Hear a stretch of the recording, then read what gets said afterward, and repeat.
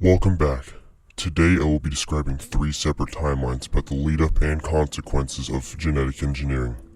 But first, we need to discuss the history and origin of genetic engineering, which was just a thought in the early 1970s when Stanley N. Cohen and Herbert Boyer were some of the first to cut out fragments of DNA. Meanwhile, in the 1980s, scientists decided mice would be among the first experimented on, along with fruit flies, but those weren't as impactful. They called them knockout mice because they knocked out a gene and replaced it within the mice, for example, changing the color. That's hilarious. It's a hilarious joke they did there. It's a little goof. That's really about it so far. But, back on a serious note, you're probably wondering, well, I know you're not, but what is the triple bottom line of genetic engineering? Negatives and positives. For the social impacts of genetic engineering, it could offend people and their religion, but rare diseases and neurological issues can be cured instead of constant treatments. The economic impacts is a major two-way street as well. Let me explain some examples, alright? Keep your head up. Pharmaceutical companies could charge a hefty sum of cash for these modifications, because we all know how fantastic the American healthcare system is on Earth. Or, depending on how it's commercialized, it could be abundant or cheap, you just you have an issue, go to the doctor. Or, alternatively, rich billionaires can get involved, but we'll talk about that later in one of the timelines. What else to go over? Let me think. Oh yeah, the environmental impacts. What if we could genetically modify animals to help the environment? Or, on the other hand, the process of getting the ability to genetically modify something. Would it involve torture to get there? I'm getting ahead of myself. Well, I've said it already, but you ready to check out those timelines? Alright, this is gonna hurt really bad for a moment, but trust me, it'll all be worth it. Hold on.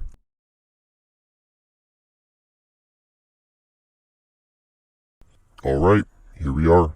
A time where unbothered scientists get the funds necessary to find a low-cost method to bring genetic modification to the wide public. Just look how happy they are. Most of their health issues have been solved. Most diseases that were once thought incurable have been cured.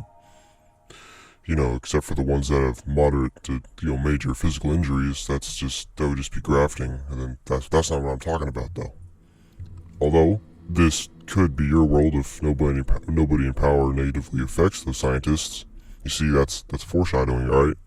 That's hilarious. Well, I suppose that's enough for that one. We should probably move on to another one. Oh, here we go, to this world. Alright, imagine this. Billionaires fund and hire scientists to create the ability to genetically modify people, just like the last one. But they jacked up the price, only they can afford it. And along with the big old pharmaceutical companies. This is truly a sad time to be in, those rich monsters. But they did drag down one modification, that being the complex and currently unexplainable act of extending human life, halting cell aging and all that. I guess they don't completely hate poor people. There's also one very possible future for you, I don't know if you could hire scientists for yourself, but if they could, this is what your future would probably look like, Man, you sure wish you could speak, but I don't have the time to give you a voice, so you just have to be completely mute for this time, alright? But now, it's time for us to go to the last one. Give me a second. This is also gonna hurt, don't worry. Alright, you conscious? Come on, we're almost done. Promise I won't do anything to you. Now, this one is, pretty strange, alright, so I don't even know how to explain this without it sounding like some dystopian novel, alright? Here, in this timeline, the general populace looks down upon genetic modification. So much so that there are only a few legal uses for doing it. This, my little human, is simply because everyone got offended by it. Environmentalists say it's bad, religious people say it's a sin to play God. Now people who actually need it probably can't get it because it's illegal. So, unless you know a secret scientist that happens to know how to edit human genomes, then, no possible life-saving DNA edits for you, sad time to live in. I already said that on the last one. So, how was that, huh? Did I explain it to you good enough? Which one would you like to live in, buddy? Me personally, I would like to live in the first one.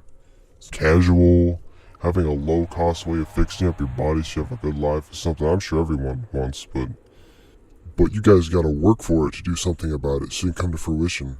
You know, live long and all that.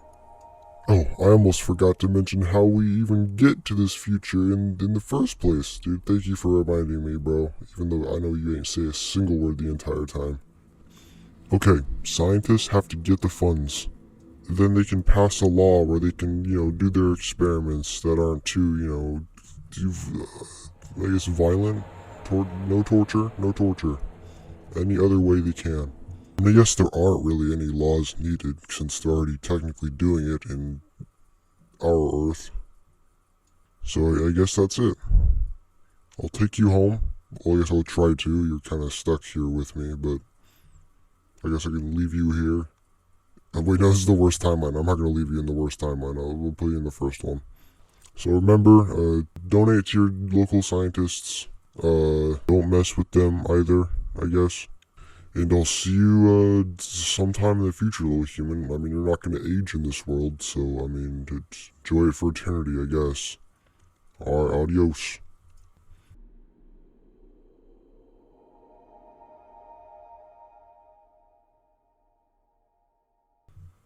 Alright, now I just gotta set up for the next one.